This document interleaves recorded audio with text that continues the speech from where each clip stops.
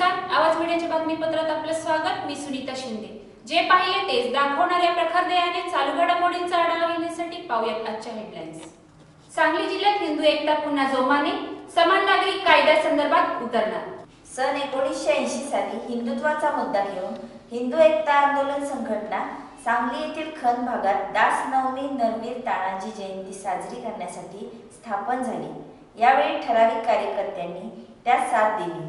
त्यावेळी भारत-पाकिस्तान मॅच चालू होती, त्यात पाकिस्तान विजयी झाले होते। हेच कारण झाल्यावर एकामागोमाग सांगली उपनगरात शाखा काढण्यासाठी युवक कार्यकर्ते सरसावले।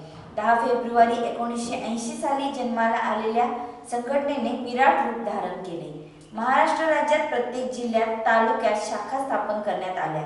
त्यानंतर 10चे माजी आमदार नितीन शिंदे यांनी आपले मत व्यक्त केले। त्यांनी आज आपल्या कडव्या भाषेत कार्यकर्त्यांना हिंदू संघटनेविषयी प्रबोधन केले। यावेळी बोलताना म्हणाले, आज देशात व राज्यात हिंदूंचे सरकार असून 4 वर्षात फक्त हिंदूंच्या सणासाठी बंधने घातली असून गणपती उत्सवासाठी डॉल्बी बंद करणे तसेच दिवाळीच्या सणाला फटाके वाजवू नका असे आदेश काढले, पण मुस्लिम समाजाचे मस्जिदीवरील भोंगे बंद केले नाही। मग कोर्टाचा आदेश पाळतात तर मग हिंदूंना अशी वागणूक का? तर यासाठी आता समान नागरिक कायदा करायला भाग पाडू व 370वे कलम रद्द करा असेही सांगितले। अशाच प्रकारे सर्व नेत्यांनी सूर लावला होता। यावेळी संस्थापक नारायणराव कदम, परशुराम चोरगे, दत्ता भोकरेसह सांगली, सातारा, कराड, इचलकरंजी व महाराष्ट्राच्या कानाकोपऱ्यातून कार्यकर्ते मोठ्या संख्येने उपस्थित होते। यावेळी कराडचे विनायक पावसकर यांनी हिंदू एकता यापुढे संघटना म्हणून काम करेल अशी घोषणा केली व यापूर्वीची हिंदू एकता जुनी कार्यकारिणी रद्द केली असून येत्या 15 दिवसात नवीन कार्यकारिणी करणार असल्याचे सांगितले।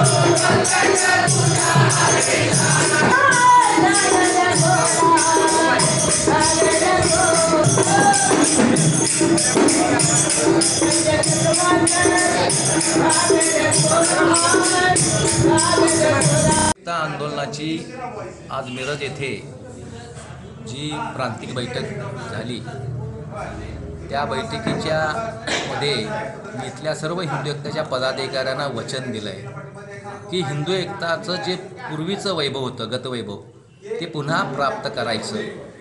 हिंदू एकतानं 1980 साली ज्यावेळेस स्थापना केली त्यावेळेला त्याचा अजेंडाच होता की ह्या देशामध्ये समान नागरिक कायदा झाला पाहिजे, 370वा कलम रद्द झालं पाहिजे, देशातल्या राज्यातल्या मदरशांच्यावर बंदी घातली पाहिजे, मशिदीवरचे बोंगे उतरवले पाहिजेत।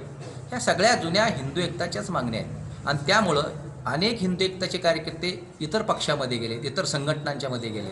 त्या सगळ्यांनी पुन्हा आता एकत्र येऊन हिंदू एकताला गतवैभव प्राप्त करून दिले पाहिजे आणि त्यासाठी माझी जी काय म्हणून मदत लागेल ती पूर्ण ताकद मी हिंदू एकताचं गतवैभव प्राप्त करून देण्यासाठी त्या ठिकाणी देणार आहोत, असा माझं या ठिकाणी वचन आहे।